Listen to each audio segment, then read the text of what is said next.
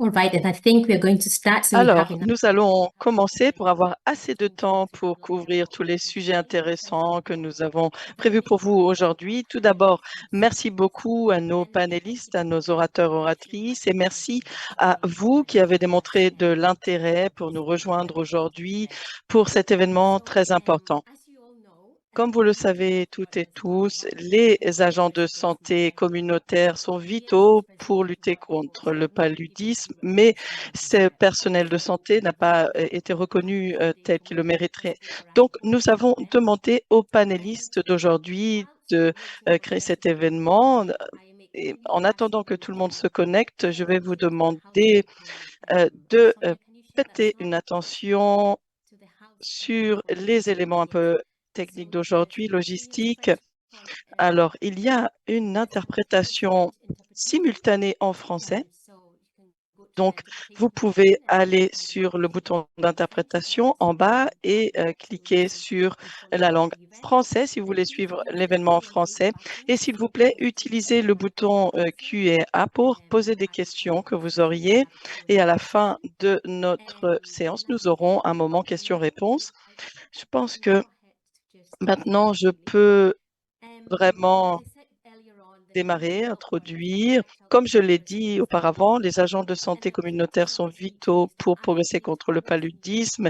Et l'objectif de cette réunion, c'est de préconiser ce dont on a besoin pour reconnaître. Nous voulons travailler avec différents modèles d'agents de santé communautaire qui existent déjà. Nous voulons montrer comment ces modèles pourraient être plus équitables et plus durables. Et dernière chose, mais pas des moindres, nous voulons vraiment préconiser que les agents de santé communautaires soient professionnalisés, car c'est vraiment quelque chose de très valable pour nous, pas seulement pour le paludisme, mais aussi pour le système de santé en général. Donc, les questions-réponses, sera à la fin, comme je viens de le dire, et utilisez aussi nos petits boutons des réseaux sociaux. Vous pouvez voir tous les boutons que nous avons pour partager sur les réseaux sociaux.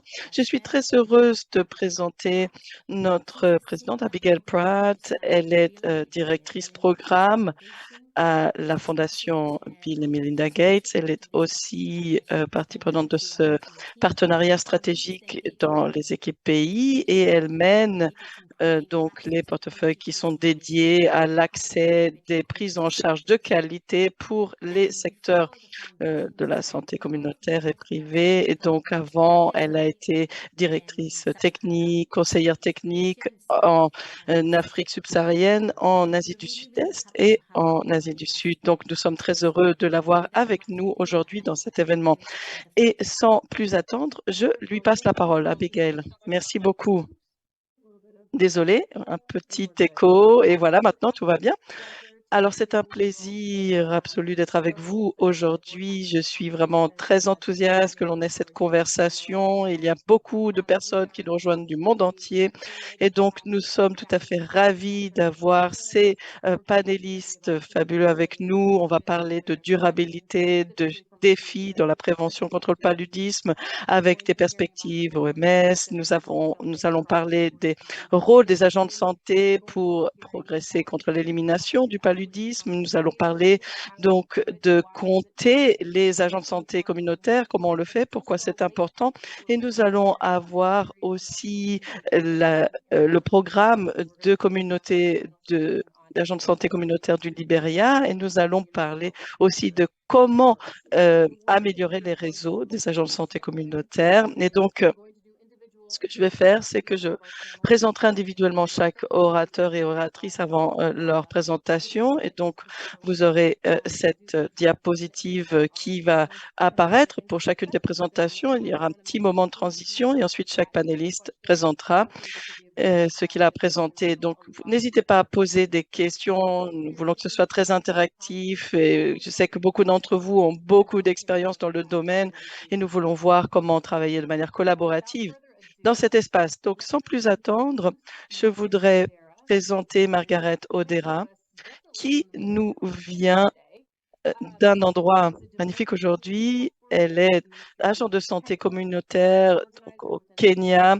Elle est organisatrice au sein de la coalition d'impact de santé communautaire sur la sensibilisation et le suivi, notamment pour les bébés atteints du VIH. Et en tant que défenseur, elle supervise donc le réseau de différents agents de santé communautaire. Elle essaye donc on passe aussi une association en ce sens, j'ai hâte d'en entendre parler, et donc avec un soutien dans 43 pays.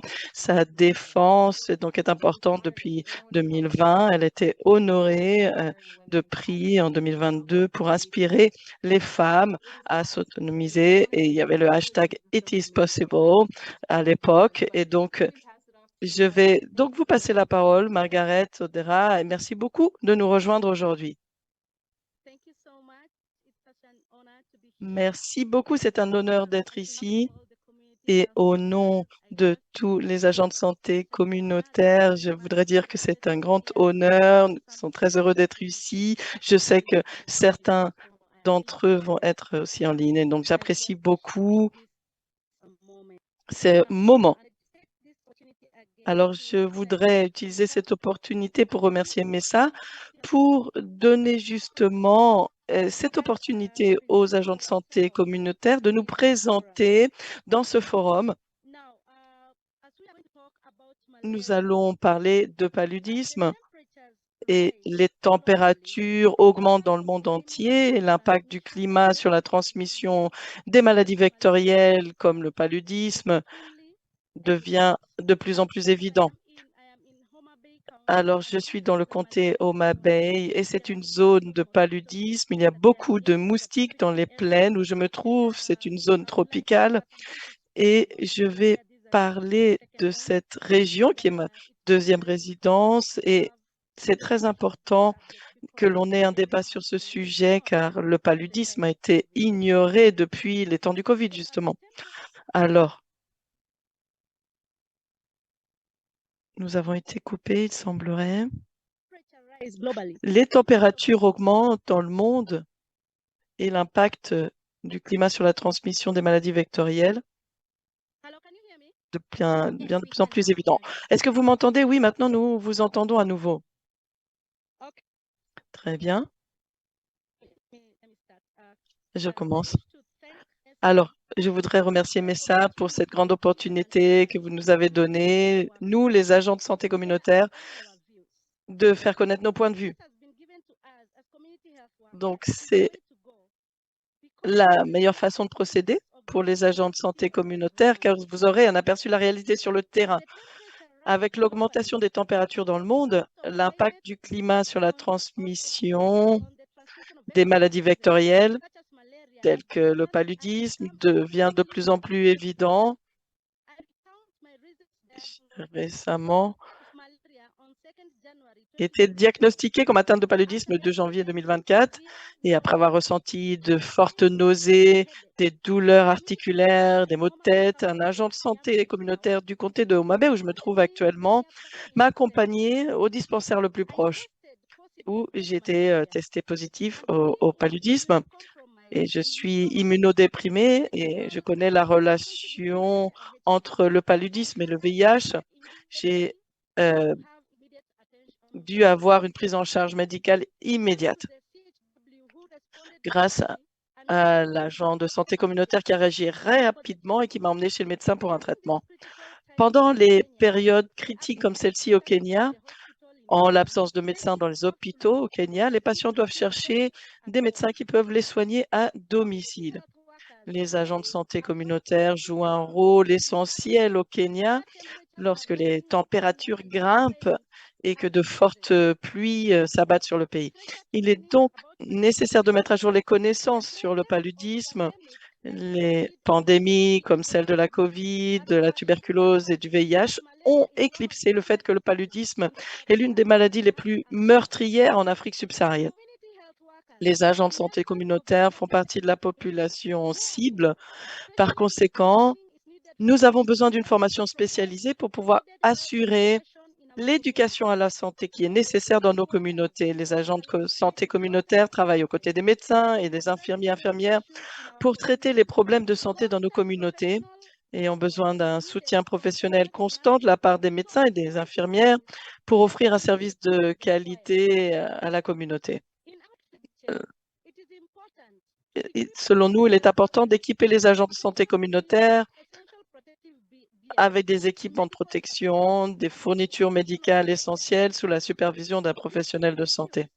Cela permettra de réduire la surpopulation de patients à l'hôpital et donc de sauver des vies et de gagner du temps. En tant qu'agent de santé communautaire, on peut promouvoir des actions de proximité dans le cadre de nouvelles activités. La plupart du temps, nous manquons de protection de la part des autorités de l'État et certains d'entre nous ont été victimes d'agressions et d'accidents. Nous sommes le plus souvent livrés à nous-mêmes. La protection des autorités est essentielle et si nous voulons effectivement bénéficier d'une sécurité sanitaire nationale plus robuste. Lorsqu'un agent de santé communautaire se rend sur le terrain sans fourniture, c'est démoralisant, surtout lorsque cette personne rencontre une personne malade. Donc, l'agent de santé est démoralisé. Les barrières culturelles, comme les croyances traditionnelles, entravent la lutte contre la propagation du paludisme au Kenya. La mauvaise utilisation des moustiquaires constitue également un énorme obstacle à cette lutte lorsque les agriculteurs utilisent les moustiquaires pour couvrir les semis. Grâce à l'éducation à la santé dispensée par les agents de santé communautaires, la communauté a maintenant compris l'importance d'utiliser ces moustiquaires lorsqu'ils dorment et non sur les exploitations. Donc, maintenant, cette pratique disparaît peu à peu. Donc, pour s'assurer que chaque district ou comté est couvert, l'équité dans la distribution des ressources et des salaires est importante. La distribution d'équipements et matériels de protection comme les moustiquaires imprégnés, la vitamine A, les vermifuges et le paracétamol sont essentiels, en particulier pendant la saison des pluies actuelle au Kenya. Une main-d'œuvre en bonne santé se traduit automatiquement par une nation en bonne santé. Donc, veillons à ce que les agents de santé communautaires bénéficient d'un salaire sain, d'une supervision saine, d'un approvisionnement sain et d'une formation saine. Je demande au ministère de la Santé, nous recevons des aides,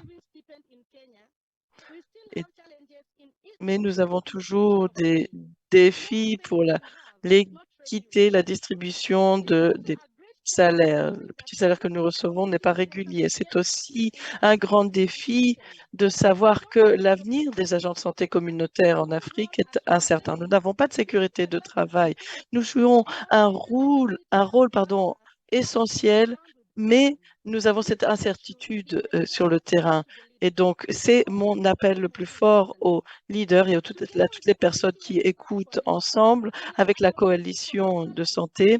Nous voulons défendre un salaire, des capacités et des fournitures pour les agents de santé communautaire. Merci de m'avoir écouté. Merci beaucoup, Margaret, pour cette présentation fantastique et aussi extrêmement important d'écouter directement de vous en tant qu'agent de santé communautaire. Quelle est votre expérience? Donc, vous partagez vos besoins tels que vous les voyez au quotidien. C'est une opinion puissante, une voix puissante que vous avez partagée. Merci beaucoup. Nous allons accepter les questions à la fin.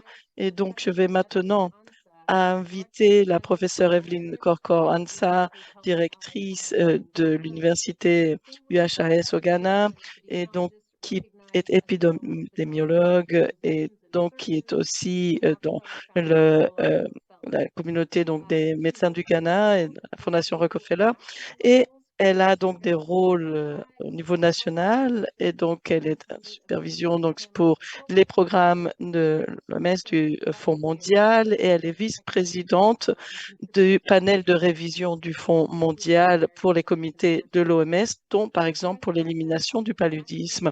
La professeure Corcoranza est aussi engagée dans les recherches, dans le renforcement de capacités, le diagnostic, les systèmes de santé, la santé maternelle, et elle joue un rôle pivot pour qu'il y ait une nouvelle génération de médecins qui aille dans ce sens, et elle surveille aussi les thèses, donc avec toutes ses contributions à l'initiative mondiale sur la santé. Elle est une figure importante pour la lutte contre le paludisme dans le monde entier.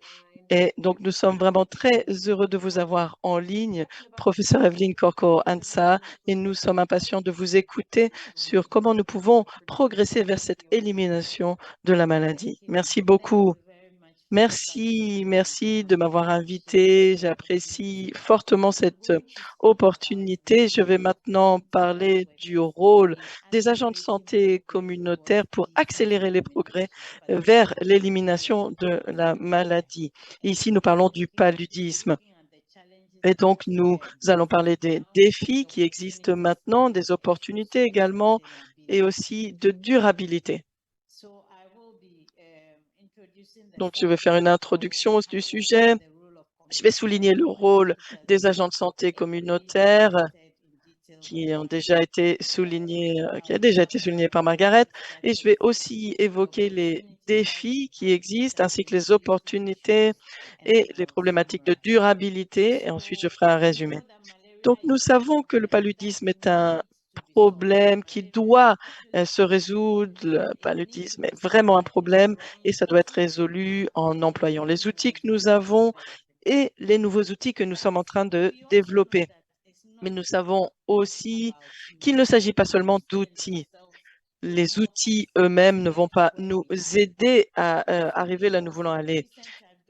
Donc, récemment, l'OMS a recommandé qu'il faille se départir d'une approche générale, uniforme, vers plutôt une approche où il y a des interventions pour le paludisme qui sont adaptées à différentes situations. Donc, la question critique à poser, c'est quel est le meilleur moyen de résoudre le problème du paludisme ici, dans l'endroit où, par exemple, Margaret se trouve, donc c'est-à-dire ici, dans ce contexte particulier.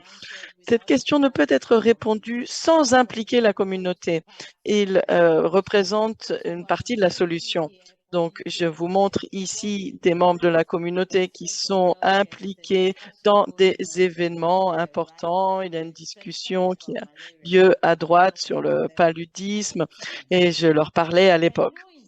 Et donc, il n'y a pas d'intervention, même si elle est très bien adaptée, sur mesure, qui atteindra l'impact attendu, sans l'adhésion, sans la contribution, l'engagement actif de la communauté. Et la mise en œuvre actuelle de toute intervention sera plus effective lorsque ceux qui sont les maîtres d'œuvre écoutent et travaillent avec la communauté en partenariat. Nous savons aussi que éliminer le paludisme est possible, mais seulement si le taux actuel que nous percevons est accéléré, le taux de progrès.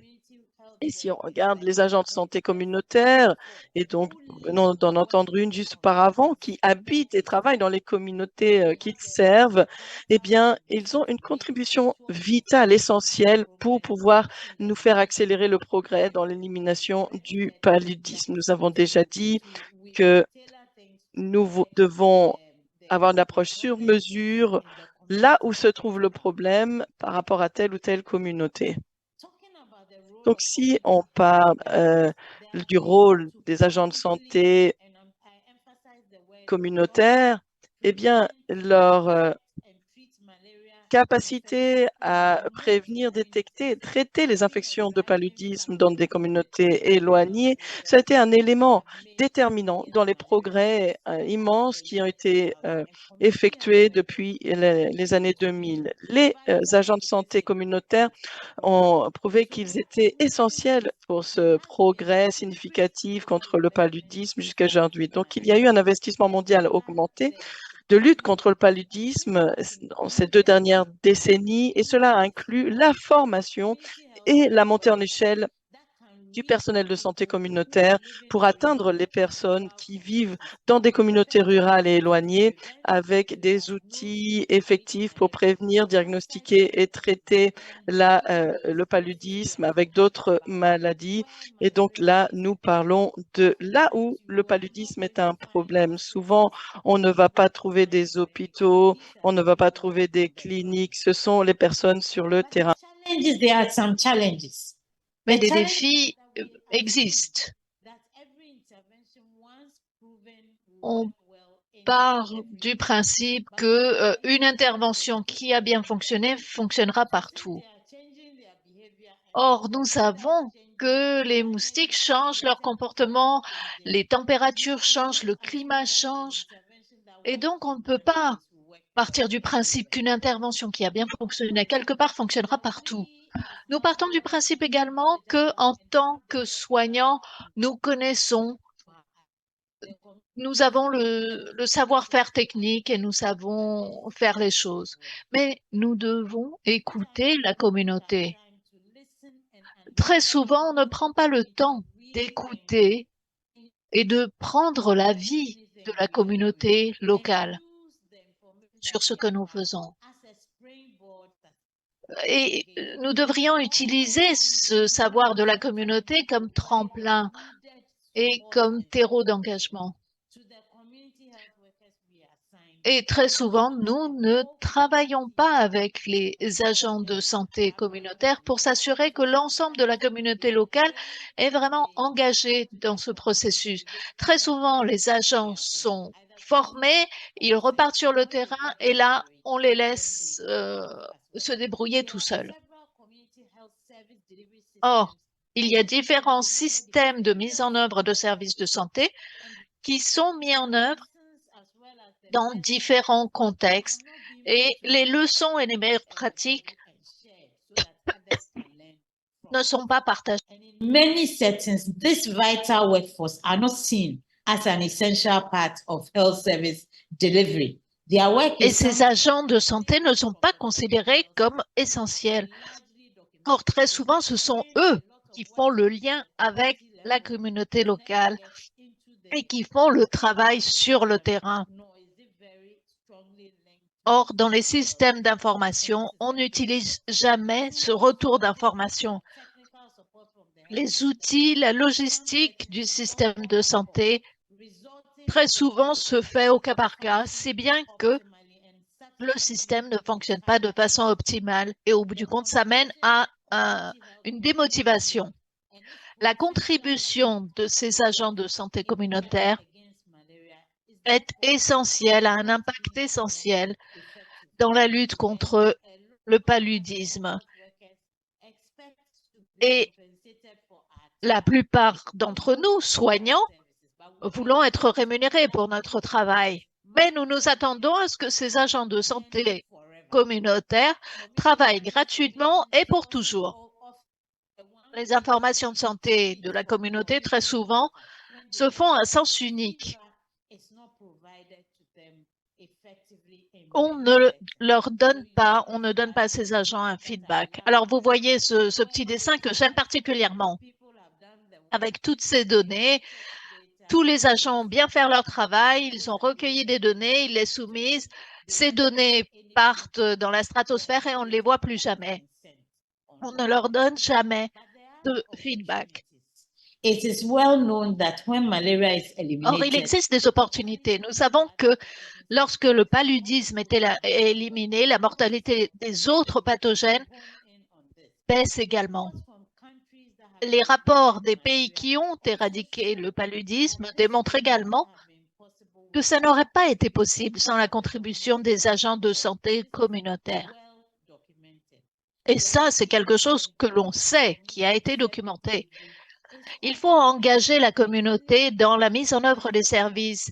Et ça, on le reconnaît de plus en plus au niveau mondial. Et l'IPTP communautaire a été reconnu comme étant la meilleure façon de procéder et c'est quelque chose qui fonctionne bien. On sait également que l'action des agents de santé permet d'améliorer l'utilisation des services de santé et de nombreuses femmes qui sont agents de santé communautaire deviennent des modèles dans leur communauté, dans leur famille. Et il existe de bonnes pratiques dans un grand nombre de pays qui sont reconnus et qui sont intégrés dans des systèmes de santé. Donc, pour vraiment garantir la durabilité, la pérennité, il faut qu'il y ait un effort délibéré de documentation et de partage de bonnes pratiques en matière de mise en œuvre de soins au niveau de la communauté. Le système de santé communautaire doit être intégré dans le système de santé général et la documentation doit être renforcée. Un système qui permette une progression de carrière pour les agents de santé communautaires qui le souhaitent doit être envisagé. C'est quelque chose de très important. Et c'est très souvent ce qui pose problème et décourage ceux qui travaillent dans ce domaine. Une rémunération adéquate doit également être assurée pour ce personnel, pour garantir sa motivation et la pérennité de ces services. Parce que si on ne les rémunère pas correctement, il faudra bien qu'ils et elles aillent gagner leur vie ailleurs. En résumé, éradiquer le paludisme nécessite un personnel soignant, résilient et de plus en plus nombreux pour permettre de mettre en œuvre tous les outils de prévention, de diagnostic, etc. sur le terrain. Il ne faut laisser personne de côté et ne négliger aucune contribution dans cette lutte contre le paludisme. Et il faut par conséquent reconnaître le rôle critique des agents de santé communautaire et les renforcer et en même temps les intégrer dans le système de santé. Donc, merci beaucoup et j'en resterai là. Merci beaucoup, professeur. C'était fantastique. On pourrait passer tout notre temps à approfondir chacun des aspects que vous avez abordés. Vous avez parlé de rémunération, de données qu'on envoie et qu'on ne revoit plus, les questions liées au genre. Mais ce qui est important, c'est qu'aucune intervention, qu'elle soit adaptée ou pas, aucune intervention ne donnera de résultat si il n'y a pas un engagement actif de la part de la communauté. Merci beaucoup et on reviendra bien entendu auprès de vous avec des questions. Nous avons ensuite Maureen Morani. Je vais lui demander de nous parler des données notamment. Elle travaille pour l'UNICEF et Maureen travaille avec des gouvernements, des bureaux pays et d'autres parties prenantes dans un certain nombre de programmes communautaires et de modèles multisectoriels pour aider à répondre aux besoins de l'enfance. Elle est une spécialiste dans son domaine et elle travaillait avant à l'Université de Columbia, directrice adjointe dans le domaine de l'assistance technique. Elle a étudié à l'Université de Nairobi et elle a travaillé et étudié l'épidémiologie à l'université également. Donc, bienvenue Maureen, vous avez la parole. Merci beaucoup Abigail. Est-ce que vous me voyez et m'entendez? Bien, merci. Merci d'avoir organisé ce forum et de nous donner la possibilité de parler du rôle crucial des agents de santé communautaire dans la lutte contre le paludisme. Je vais vous expliquer pourquoi nous avons besoin de ces agents de santé communautaire. Avec Bill et Melinda Gates, nous avons commencé à se poser cette question. Quel type de services de lutte contre le paludisme sont nécessaires? Où doit-on les mettre en œuvre et comment? Et la première question était donc assez simple, mais elle est devenue finalement très compliquée. Et je suis ravie de pouvoir vous en dire plus sur le travail que nous avons fait. Je vous parlerai de la portée de notre travail, les résultats, les limites que nous avons trouvées également. Comme je l'ai indiqué, nous voulions répondre à une question. Est-ce que les agents de santé communautaire apportent des services spécifiques en matière de prise en charge des cas, notamment dans les pays où le paludisme est endémique en Afrique? Et s'ils fournissent ces services, est-ce qu'ils fournissent des informations à jour et précises qui pourraient nous permettre d'améliorer nos programmes? Alors, nous pensions pouvoir obtenir ces informations actuelles sur qui sont les agents de santé communautaire, le type de service qu'ils assurent, et ce faisant que nous pourrions utiliser ces informations pour renforcer les programmes de lutte contre le paludisme et que nous pourrions aider les pays à gérer leurs programmes communautaires. Et en conséquence, nous pensions que nous pourrions avoir des programmes plus robustes. Alors, comment avons-nous procédé? Nous avons étudié différentes mesures, différentes données qui existaient, notamment les documents d'orientation de l'OMS qui établissent les exigences, les critères à mettre en place pour que les agents communautaires travaillent de façon optimale. Nous avons également étudié le cadre de responsabilité et de suivi de l'OMS et également la maîtrise d'amélioration et d'évaluation des agents de santé communautaires parce que nous voulions vraiment trouver des indicateurs qui nous aideraient à répondre à nos questions. Nous avons identifié des domaines de données spécifiques. Si on veut savoir quels sont les services assurés, il faut savoir dans quel contexte ces services sont assurés. Et donc, il était important pour nous d'étudier la gouvernance, le financement, le type d'agents de santé communautaire, parce qu'il y a différents types, savoir s'ils sont formés, s'ils sont rémunérés, le type de service qu'on leur demande d'assurer. Nous avions des questions sur la chaîne d'approvisionnement et sur l'utilisation des données. Donc, comme vous le constatez, nous avions un ensemble de données assez riche, mais je ne vais pas vous donner des informations sur chacun de ces domaines, mais je vais vous donner quelques exemples. Alors, comment avons-nous recueilli toutes ces données? Nous avons commencé en partant de l'hypothèse que les données étaient disponibles et accessibles au niveau des pays, au niveau national et parfois au niveau régional.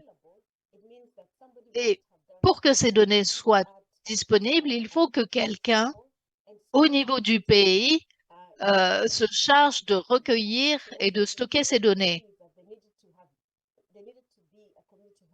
Il faut donc qu'il y ait un comité d'agents de santé au niveau national, parce que nous n'allions pas aller sur le terrain pour recueillir ces données.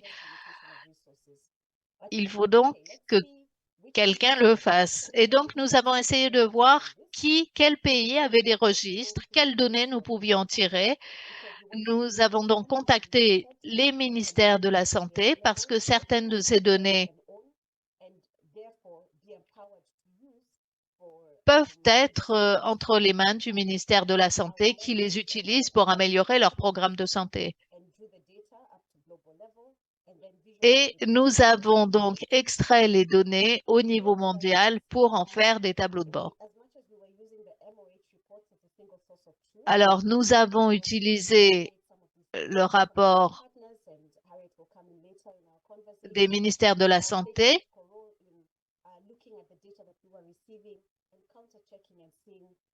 et nos contacts au sein de ces ministères nous ont beaucoup aidés à vérifier, à contre-vérifier les données. Alors, 42 pays ont répondu à notre outil de sondage et toutes les données ont été validées par les gouvernements, par les ministères de la Santé. À partir de ces 42 pays, nous avons pu comptabiliser plus d'1 million d'agents de santé communautaires.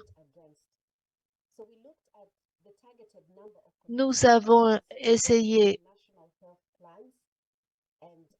de voir dans quel programme ils travaillaient et vous voyez que quasiment 48% de ces agents de communauté atteignaient les objectifs prévus.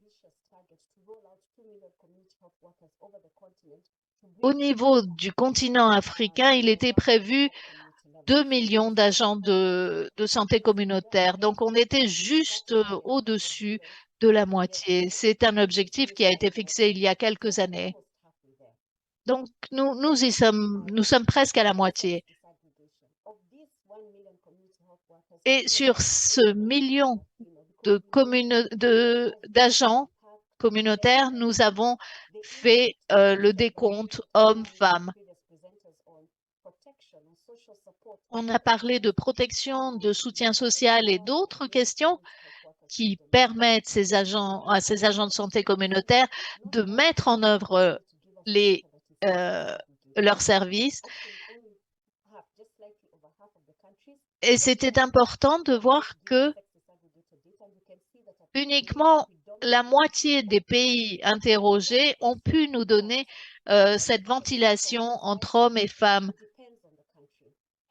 Mais comme vous le voyez sur la diapo, ça dépend des pays et des régions. Vous voyez, en Afrique orientale, on a plus d'hommes agents que de femmes, mais vous voyez des variations d'un pays à l'autre.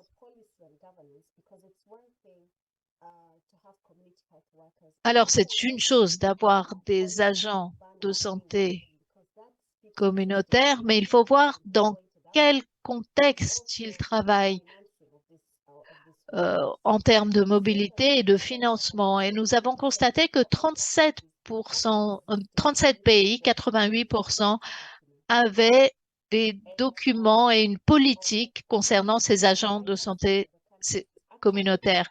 55% des pays avaient un budget, des plans chiffrés pour ces agents. Et 47% de ces pays reconnaissent les agents de santé communautaire comme faisant partie de la main-d'œuvre sanitaire du pays. Et ça, c'est un élément critique parce que on parle constamment de la professionnalisation de ces agents. Et oui, on progresse, mais il reste encore beaucoup à faire. Pour ce qui est des salaires, nous avons vu que seulement 37% des pays ont une politique, 37 pays, pardon, ont une politique qui reconnaît ces agents de santé et qui ont des plans chiffrés, ce qui permet une certaine rémunération.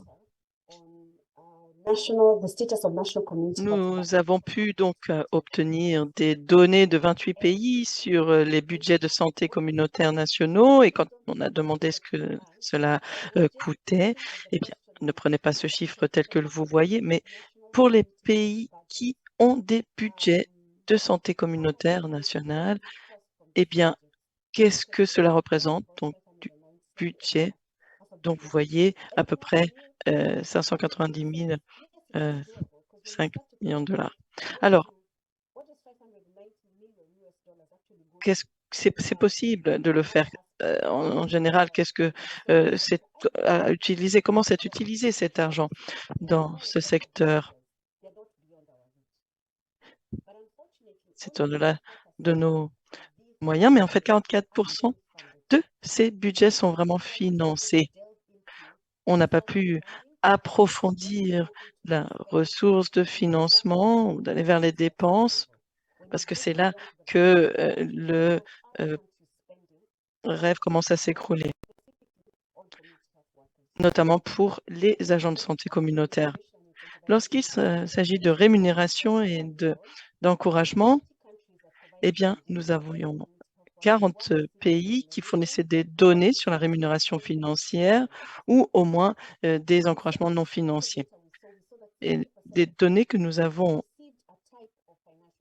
analysées, nous avons vu un genre de rémunération. Ce ne sont pas des salaires, mais c'était juste recevoir une sorte de rémunération financière au final.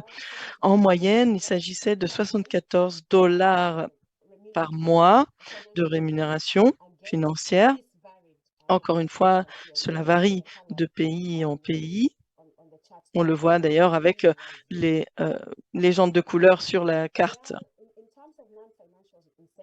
Et donc, pour les encouragements, incitations non financières, il y a des pays qui en fournissent et nous comptions, par exemple, des encouragements, des stimulations non financières qui ne devraient pas être comptées, ce devrait être exigé, comme par exemple des bottes contre la pluie, des équipements de protection ou des équipements contre la pluie.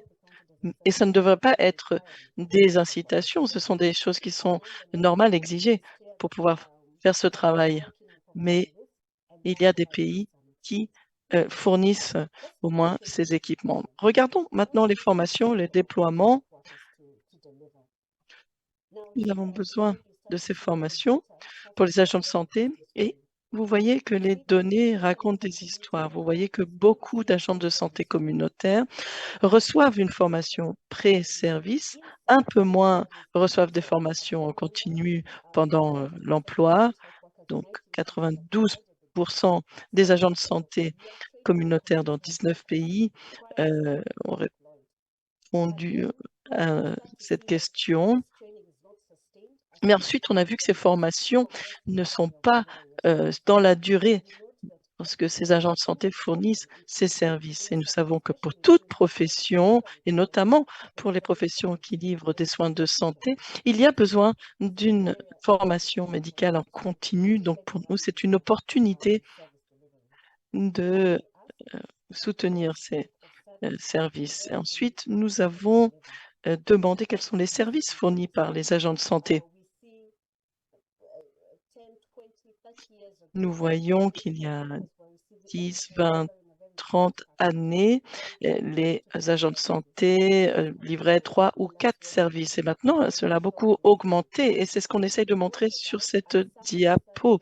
Donc, il y a des services qui sont spécifiques pour le paludisme ou liés au paludisme. Donc, il y en a beaucoup ici, par exemple, pour le contrôle et la prévention du paludisme, vers des prises en charge intégrées, communautaires et aussi vers la prévention des maladies tropicales négligées, leur contrôle. Donc, ça, c'est aussi proche de la prévention du paludisme. Et maintenant, pour vraiment se concentrer sur les services liés au paludisme, on voit que 41% des agents de santé ont fourni des tests de paludisme. Et donc, dans 9 pays, c'est 100% du personnel de santé. Dans 6 pays, il n'y a pas de ce genre de service qui est fourni. Alors, ça peut être parce que le pays est proche de l'éradication du paludisme, par exemple.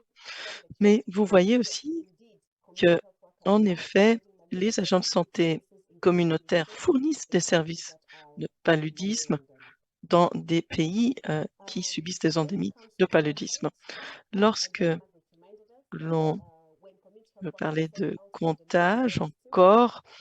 Lorsque les communautés veulent livrer des services et qu'ils ont des sacs vides, qu'ils n'ont pas les kits de test ou les autres produits, c'est très démotivant pour eux, mais aussi ils perdent la confiance de la communauté dans le système sanitaire. Donc, nous avons eu une question ici sur l'approvisionnement, mais nous savons que c'est une question difficile.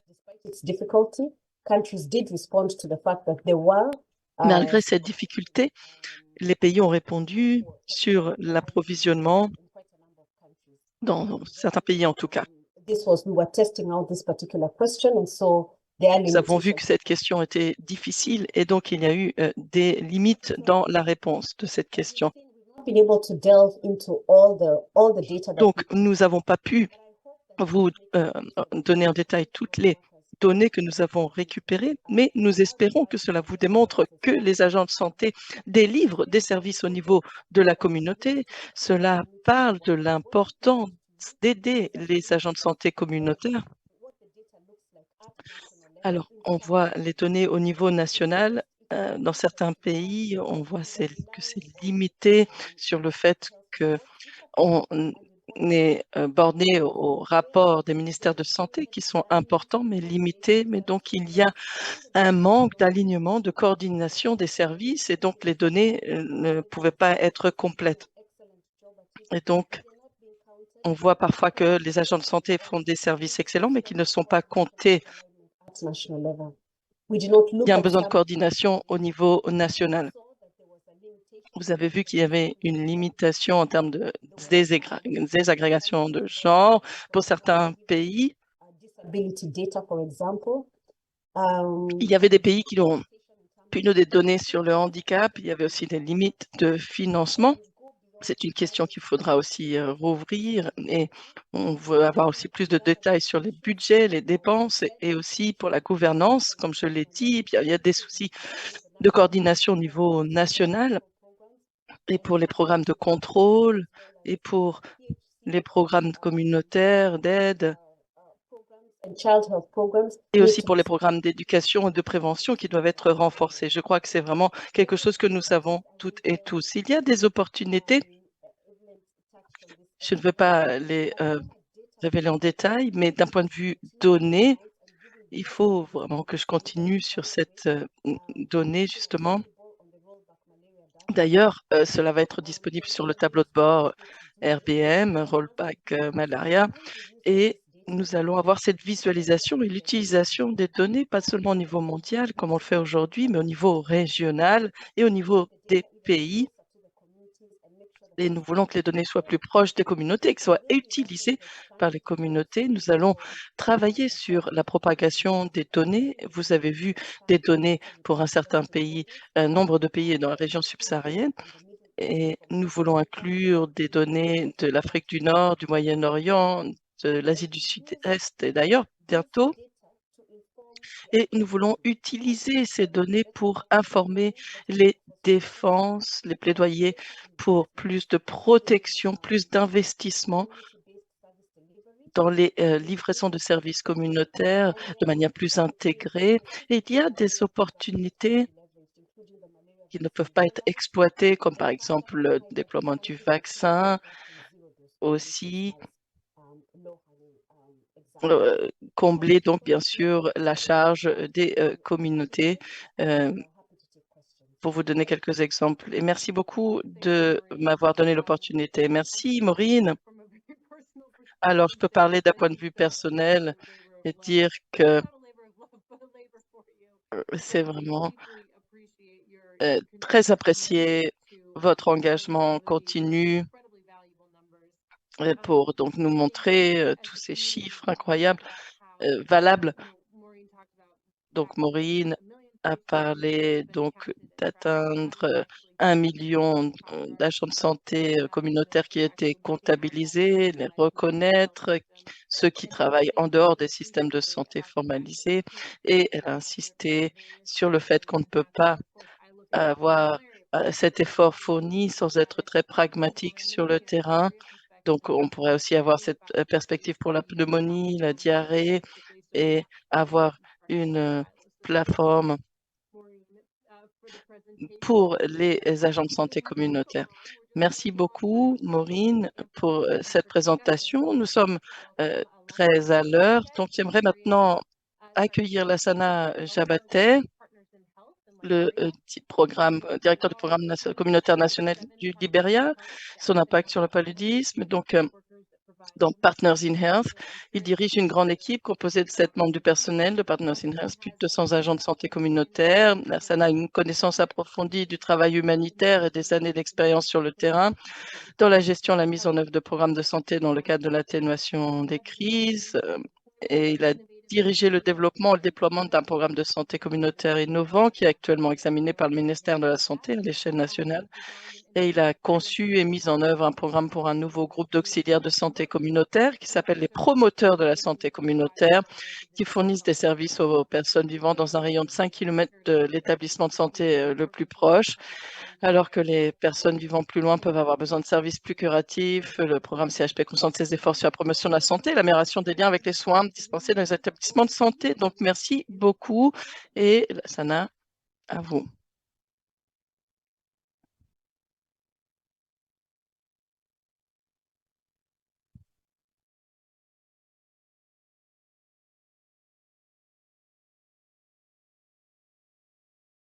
Now, was I on mute that whole time?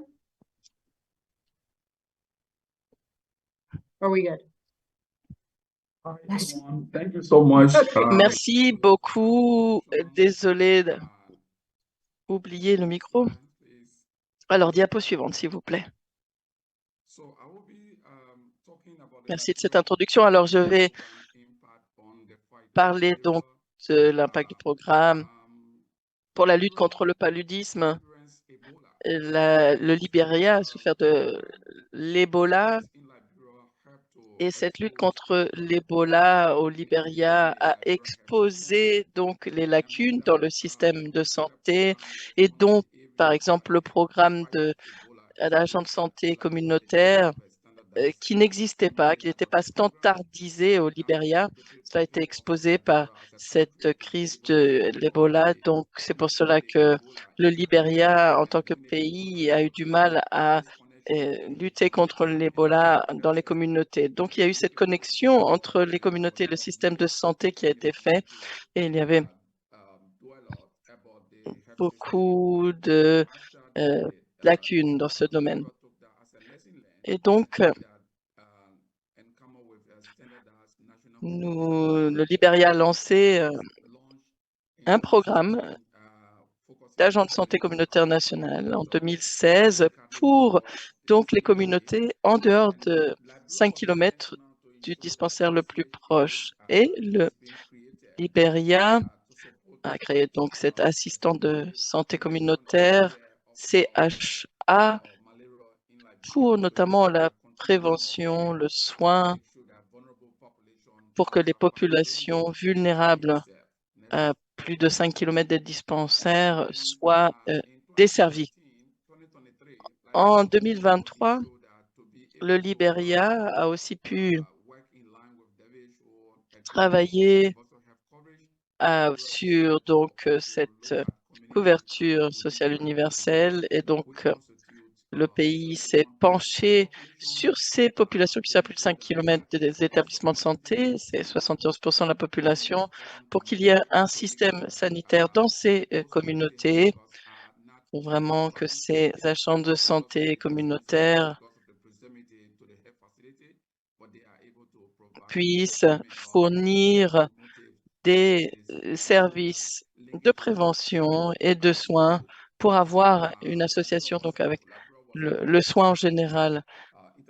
Donc, le Libéria a eu la chance de recevoir le symposium des agents de santé communautaires en mars 2023 et le Libéria a utilisé cette opportunité pour lancer ce nouveau programme de promoteurs de santé communautaire, CHP, donc avec le ministère de la Santé.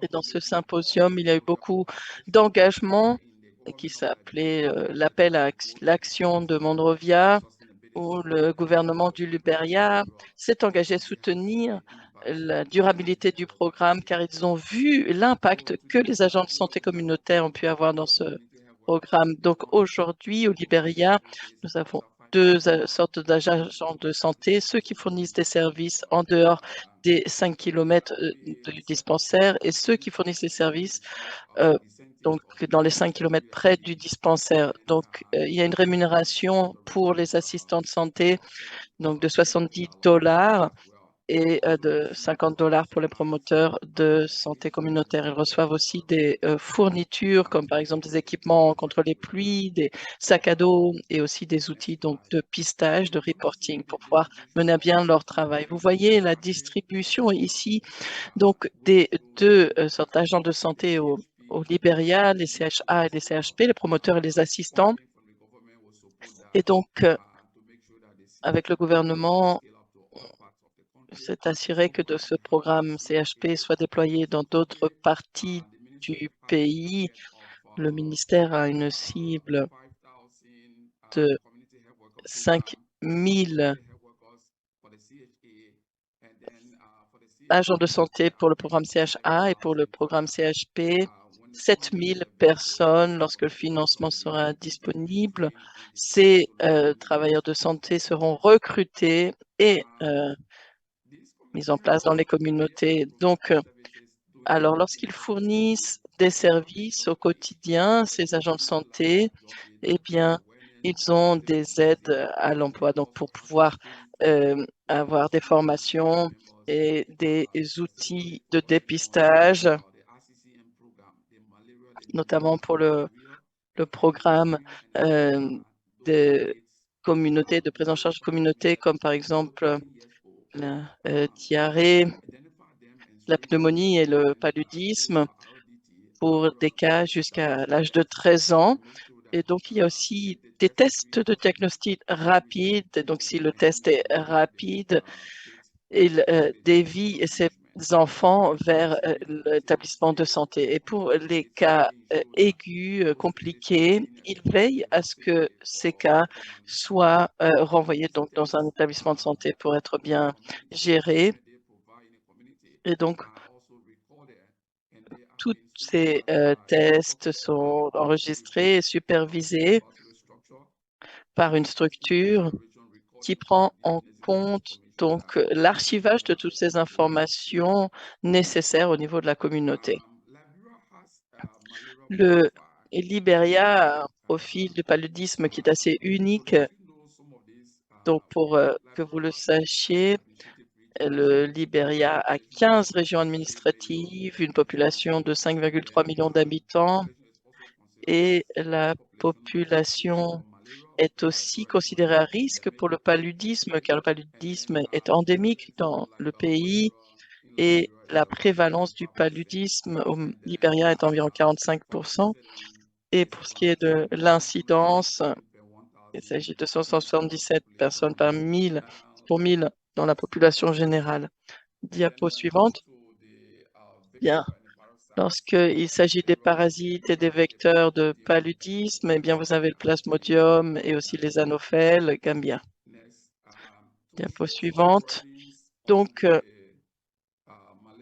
pour ce qui est du fardeau de paludisme au Libéria, le paludisme est considéré comme l'une des causes majeures de consultation et aussi c'est une des causes principales pour les décès. Donc, voici les statistiques au Libéria. Au fil des années, nous avons pu les gérer au niveau des établissements de santé, au niveau communautaire. Donc, 29% des consultations au Libéria dans le système sanitaire sont dues au cas de paludisme. Donc, pour ce qui est des efforts du Libéria, nous avons un plan stratégique national 2021-2025 dont le but est de s'assurer que la réduction de l'incidence des cas de paludisme réduise et que la prévalence également soit réduite et vise également à mettre en place une culture basée sur la prise de décision pour que le programme soit bien appliqué à tous les niveaux. Donc, pour le programme CHP qui doit encore être déployé, il est pour l'instant dans une des régions. Le ministère de la Santé et les autorités locales ont pu travailler ensemble pour adapter ce programme. Donc, ce programme a déjà démontré son impact pour ce qui est du lien entre les patients et les soignants grâce à l'agent de santé. Après consultation dans des hôpitaux locaux, 50%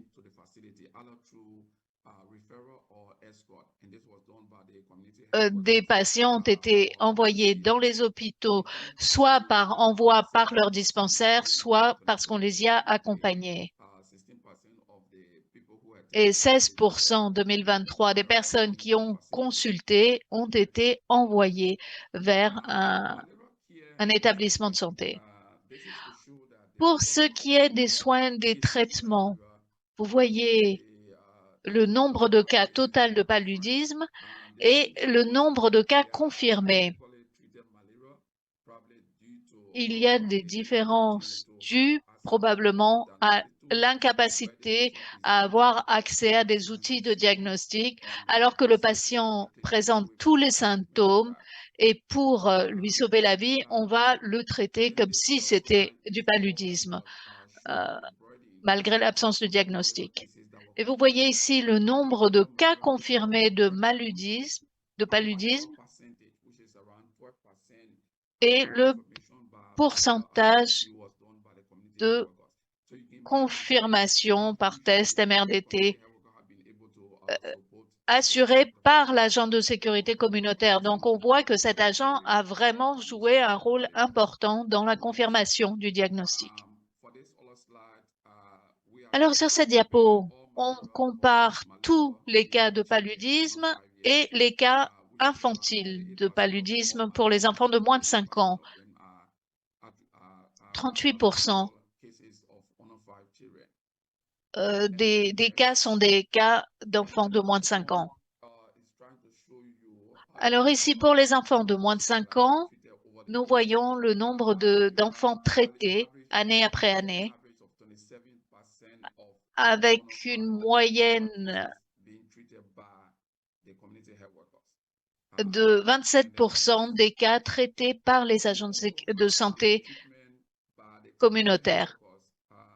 Nous avons également les traitements par les agents de santé communautaires qui démontrent que la communauté a confiance dans ces agents de santé. Et cette tendance nous montre que ces agents de santé peuvent être se rendre immédiatement chez l'enfant dès les premiers symptômes et peuvent donc dépister les fièvres, identifier les enfants et peuvent les traiter dans un délai de 24 heures.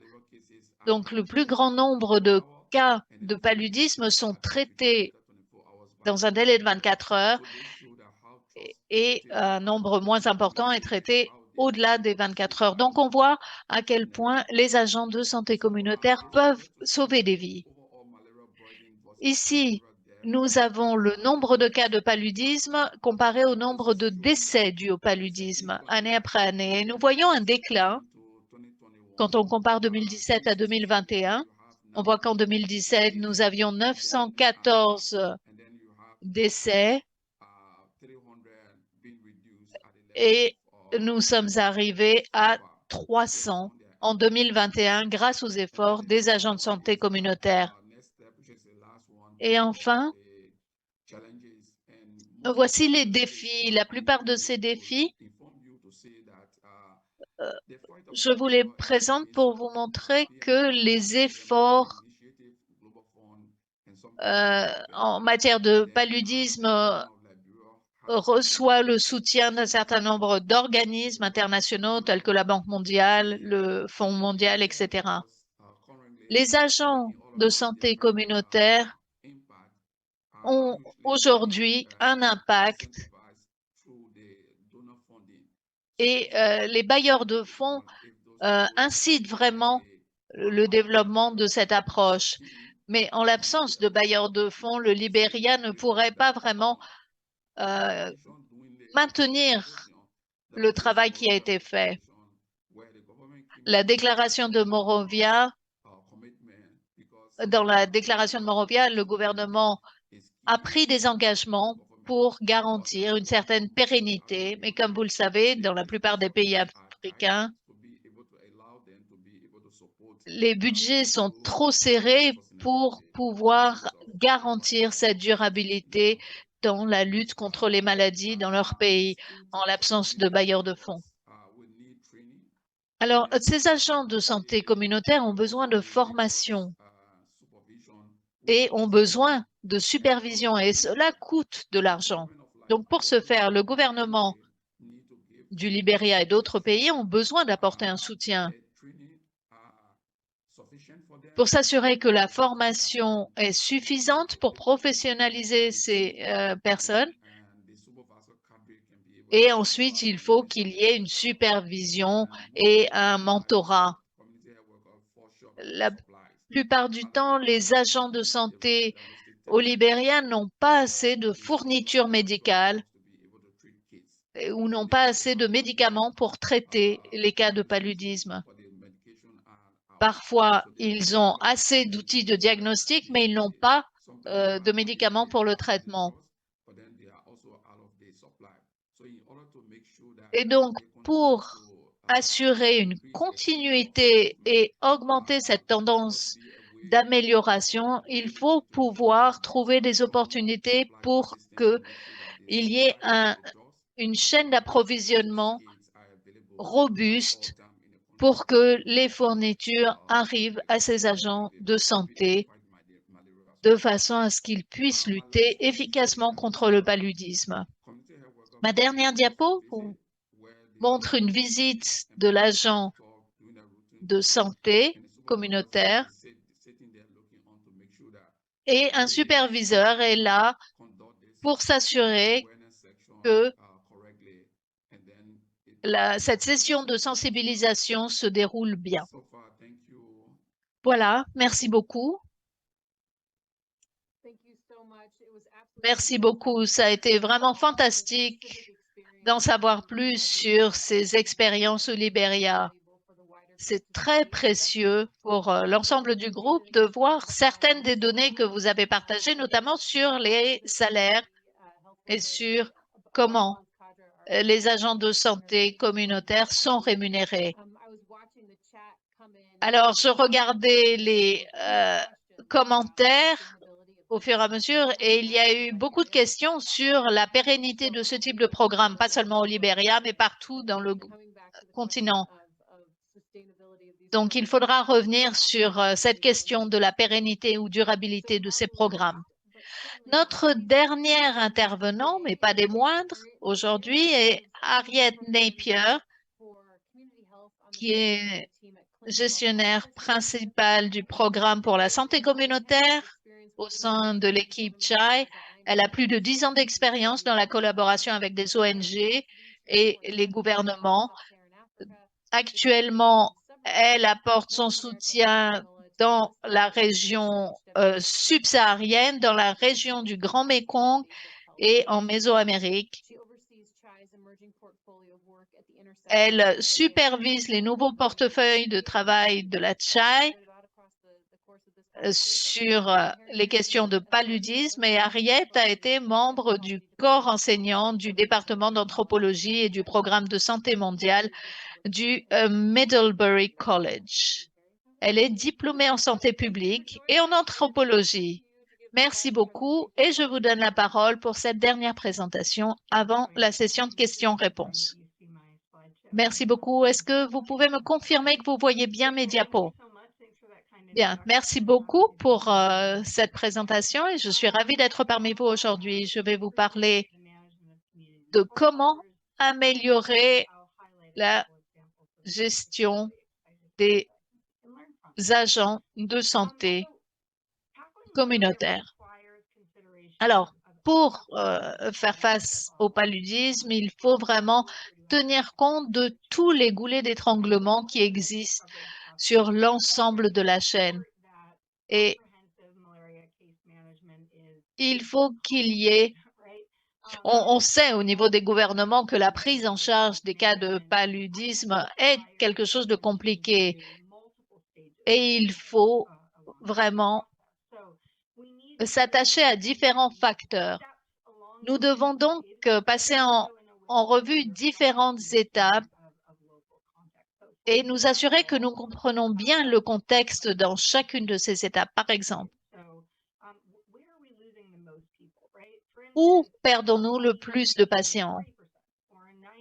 Eh bien, nous avons les patients qui ont des symptômes et qui consultent. Sur le pourcentage de ces gens qui consultent, combien reçoivent un traitement? Pour ceux qui sont testés et qui sont séropositifs, quels sont ceux qui sont traités et quel est finalement le pourcentage de patients qui mènent leur traitement à son terme? Et nous voulions savoir où nous perdions le plus de gens le long de cette cascade. En plus de savoir qui nous perdons dans ce processus, nous voulons savoir quels sont les délais entre ces différentes étapes. Quel pourcentage de soignants ou de personnes cherchent une consultation ou un traitement pour un enfant dans les 24 heures de l'apparition des symptômes, par exemple? Quel est le temps qui s'écoule avant qu'un test soit effectué?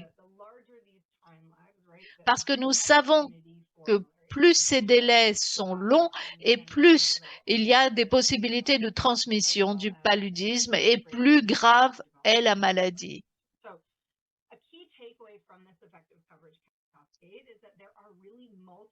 Donc, on constate qu'il y a toutes sortes de points d'entrée par lesquels on peut vraiment améliorer la prise en charge des cas de paludisme.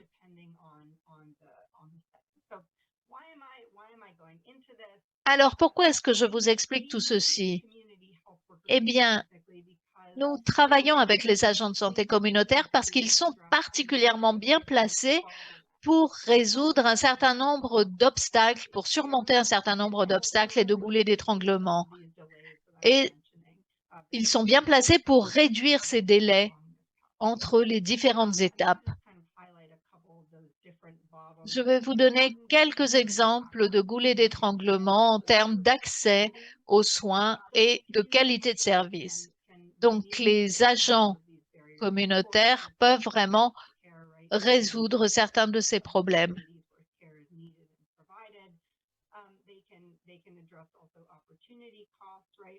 Ils peuvent résoudre les problèmes de coûts, d'opportunités parce qu'ils sont sur le terrain.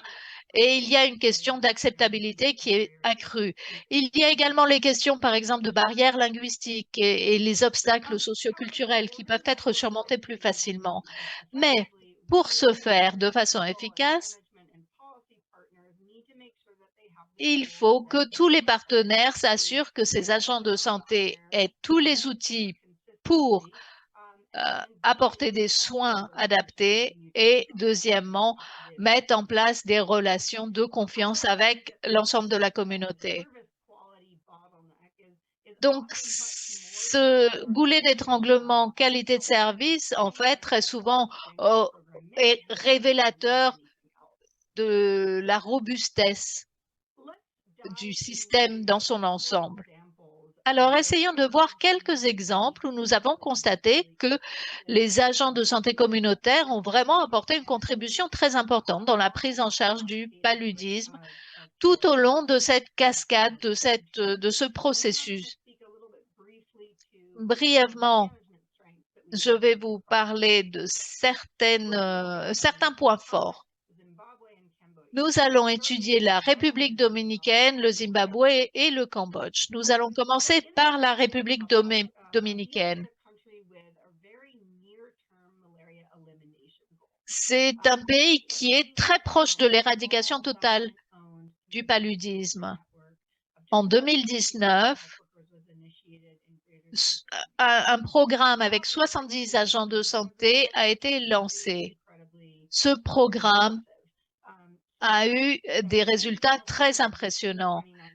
Et les agents de santé communautaires de 2019 à 2023 ont détecté, dépisté les cas de paludisme et ont démarré les traitements 1 jour et demi plus tôt que les autres personnels de santé, les autres soignants. 96% des cas détectés par ces agents de santé ont reçu un traitement dans les premières 24 heures.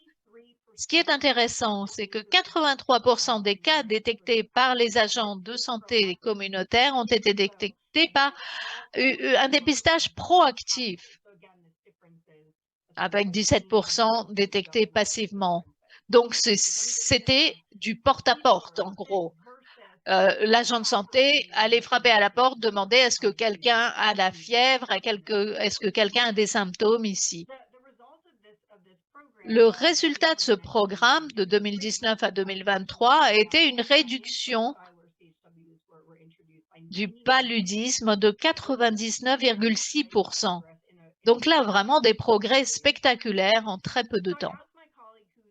Donc, j'ai demandé à mes collègues qui ont travaillé dans ce programme ce qui a permis ces résultats. Elle m'a dit qu'on a bien couvert l'ensemble de la cascade et tous les facteurs. Notamment, lorsque les gens ont une fièvre, les gens restent chez eux pendant les 3 premiers jours parce que depuis longtemps, on leur dit que après 3 jours de fièvre, il y a peut-être présence de la dengue. Donc, avoir un diagnostic précoce, ça permet vraiment de progresser et de prendre en charge le patient rapidement. Elle nous a dit également que ce lien très proche entre l'agent de santé et la communauté a été un élément clé de la réussite de ce programme. Parce que ils font partie de la communauté et ils ont le soutien et la supervision au niveau de la communauté.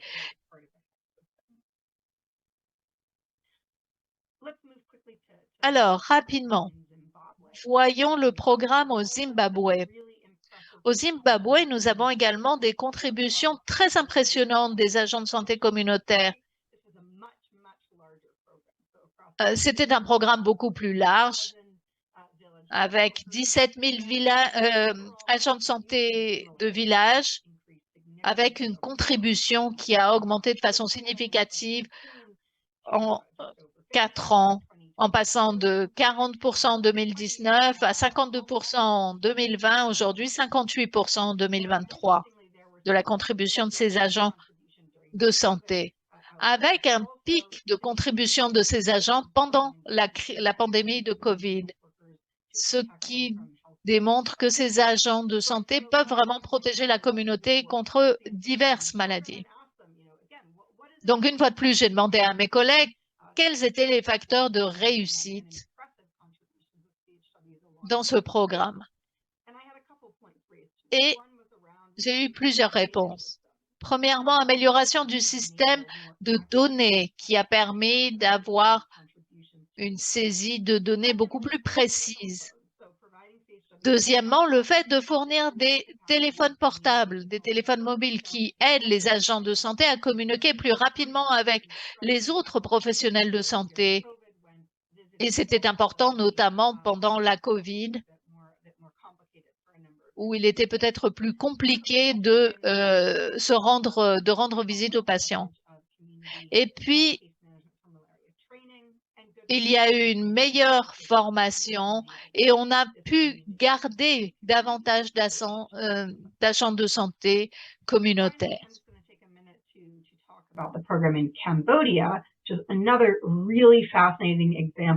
Autre exemple fascinant au Cambodge, donc une contribution immense de la part des communautés. Alors, ici au Cambodge, maintenant, les agents de village de paludisme conduisent 77% de tous les tests de paludisme. Et je ne vais pas vous donner tous les chiffres, mais ce qui est intéressant, c'est que ces données granulaires montrent vraiment l'impact des communautés au fil du temps. Donc ici, il y a eu un programme donc lancé en 2004 et donc avec 4000 agents de santé de village contre le paludisme. Et donc, les agents de santé fournissaient des encouragements pour accompagner les patients vers les dispensaires. Et donc, cela a augmenté de 42% en 2021, 59% en 2022 et 88% en 2023. Comme je vous ai dit, en 2023, ces agents de village ont administré 77% des tests de paludisme. Et les résultats sont incroyables. Donc, qu'est-ce qui a permis ces résultats au Cambodge? Eh bien, la conception du programme est orientée vers le comportement, l'exposition des populations clés à risque. Donc, par exemple, il y a des poussées de paludisme qui restent dans les populations forestières. Donc, il s'agit de fournir des soins de santé vers ces populations. Il y a aussi des liens forts entre ces agents de village et les établissements de santé locaux, donc qui font des dérivations, par exemple pour les soins radicaux de thérapie combinée. Et aussi, tout est vraiment pisté. Donc, pour ça qu'on peut regarder ces données. Donc, 100% des réunions mensuelles ont lieu avec 99% de présence de toutes les personnes. Et il y a vraiment tout un pistage d'informations et 85% donc de ces agents reçoivent les paiements et tel qu'il est intentionné. Qu'est-ce qu'on peut apprendre de ces expériences? Alors, encore une fois, les agents de santé communautaire sont uniques. Ils peuvent vraiment fournir la majorité des soins de paludisme. Et donc, avec le temps entre le départ des symptômes et les diagnostics jusqu'au traitement donc curatif du paludisme. Et aussi une bonne conception de programme, une bonne gestion du programme, ce sont des points essentiels, des prérequis essentiels. Et ce n'est pas peu courant que donc ce soit les agents communautaires qui fournissent la plupart des soins. Donc, ça a été souligné par les autres orateurs, mais il faut aussi de l'intégration des données dans les outils, quels que soient les outils, pour pouvoir veiller au bon soutien donc communautaire, avoir des connaissances et aussi on voit que il y a des visites proactives qui fonctionnent aussi très bien et aussi des points de contact plus fréquents. Ça peut permettre de pister, d'améliorer la mise en place des soins, du suivi, aussi les paiements mobiles, donc par téléphone. Ça peut permettre donc de protéger ces programmes, mais pas tous, malheureusement. Mais aussi, il y a des programmes sous-nationaux forts qui peuvent augmenter la résilience du programme et on veut aussi promouvoir l'adaptation locale. On ne veut pas une solution uniforme pour tout le monde, mais voir quel est le programme dont on a besoin pour ce contexte et pour la communauté en question. Donc, merci beaucoup. Merci beaucoup, c'était fabuleux. Bon moyen de terminer notre séance. Et il y a 5 minutes qui nous restent et 21 questions dans le chat. Donc, on ne va pas y répondre à toutes. Donc, merci à toutes ces personnes, ces 125 personnes qui ont rejoint l'appel, qui ont posé des questions. Ce que j'aimerais faire, cependant, c'est que j'aimerais aussi redonner la parole aux panélistes, peut-être 1 minute par orateur, oratrice. Margaret, si vous êtes toujours en ligne, j'aimerais avoir votre opinion, réflexion personnelle sur, par exemple, à court terme, qu'est-ce que vous aimeriez qui se produise, par exemple, d'ici la prochaine année au niveau de la santé? Peut-être que elle n'est plus disponible. Maureen, are you Maureen, est-ce que vous êtes toujours avec nous? C'est vous qui suivez dans ma liste.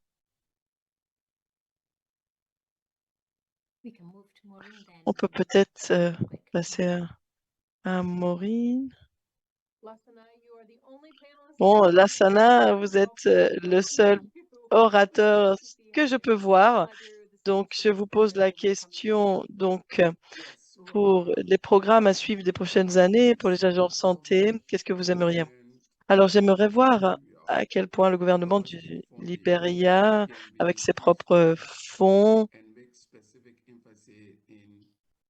puisse mettre l'accent sur l'amélioration pour trouver une stratégie pour la durabilité de ce programme d'agents de santé. Ça peut ne pas être des financements directs, mais il y a plein de branches du gouvernement qui peuvent aussi contribuer à cet objectif. Par exemple, on a le ministère de la Jeunesse et des Sports, le ministère du genre et le ministère de l'Éducation. Tous ces ministères différents ont des financements annuels. Et quel est le pourcentage de ces financements annuels peuvent contribuer à soutenir ces programmes communautaires? Sûr, peut-être que le ministère de genre peut dire que, d'accord, tous les femmes agents de santé communautaire peuvent avoir leur feuille de salaire et aussi même chose pour le ministère des Jeunes. On aurait comme cela une bonne intégration pour soutenir le programme plutôt que ce soit un programme qui soit financé par un bailleur de fonds. J'aimerais vraiment que ce soit ce qui se produise au Libéria et peut-être qu'on pourra aussi partager des leçons avec les autres pays pour voir comment c'est possible. Merci beaucoup, professeur Ansa, votre remarque de conclusion. J'aimerais aussi que toutes ces meilleures pratiques, tous ces enseignements perçus dans les différentes régions et les différents contextes soient rassemblés pour que tout pays puisse décider quelle est la solution qui s'adapte le mieux à leur contexte et apprendre les leçons. Comme ça, le pays saurait ce qui fonctionne, ce qui ne fonctionne pas dans leur contexte. J'aimerais vraiment que ce soit ce genre de choses qui se produisent. Bon, je pense que ça pourrait être une mission pour nous. Margaret, dernière remarque de votre côté? Ma remarque finale, c'est vraiment un honneur de faire rejoindre les agents de santé. Avant, les agents de santé n'étaient pas représentés. Donc, mon appel aux leaders, c'est qu'il y ait cette équité de distribution des ressources au niveau national, notamment au niveau du Kenya, pour qu'il y ait vraiment un défraiement standardisé et nous aimerions vraiment défendre un salaire. Autre sujet, les formations. Nous avons besoin d'une mise à jour constante sur les formations, notamment pour le paludisme. Cela fait très longtemps que nous avons reçu une mise à jour. Et lorsque nous avons une pandémie, ou en tout cas lorsqu'il y a une autre problématique qui vient, eh bien, on met tout l'accent sur cette nouvelle pandémie, alors que le paludisme est une maladie qui tue, surtout pour les personnes qui sont immunodéprimées. Il est vraiment important d'avoir une formation fréquente pour être à jour en tant que promoteur de santé communautaire. Aussi, ce que j'aimerais souligner, c'est nous sommes donc promoteurs de santé communautaire. Lorsque nous sommes fournis avec les produits essentiels, cela va sauver des vies et aussi gagner du temps. Le paludisme est une partie centrale d'autres maladies comme l'anémie.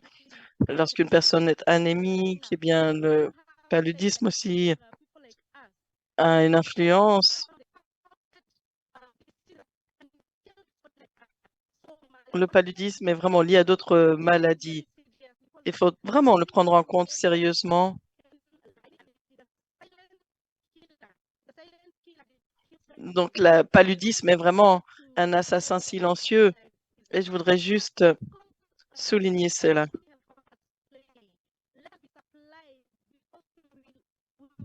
Il nous faut la fourniture de produits nécessaires pour travailler. Nous allons sauver des vies et gagner du temps, comme je le disais. Il y a des situations très difficiles et ce sont les agents de santé communautaire formés qui vont former d'autres personnes. Et ces agents vont sauver des vies, même dans des situations extrêmes. Nous travaillons dans des situations extrêmes de crise et rapidement. Dans ce genre de situation, les agents de santé communautaire jouent un rôle vraiment vital.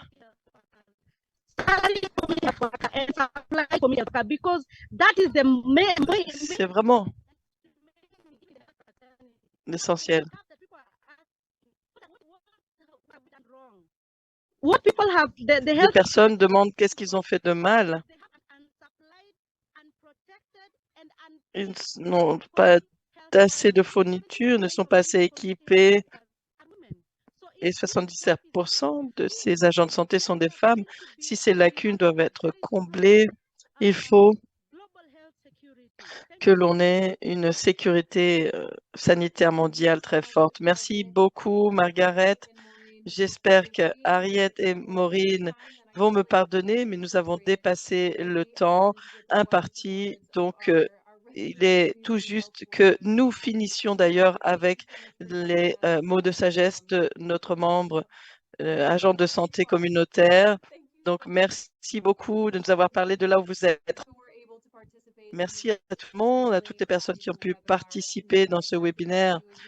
Tout à fait. Voilà. Et je repasse la parole pour clôturer.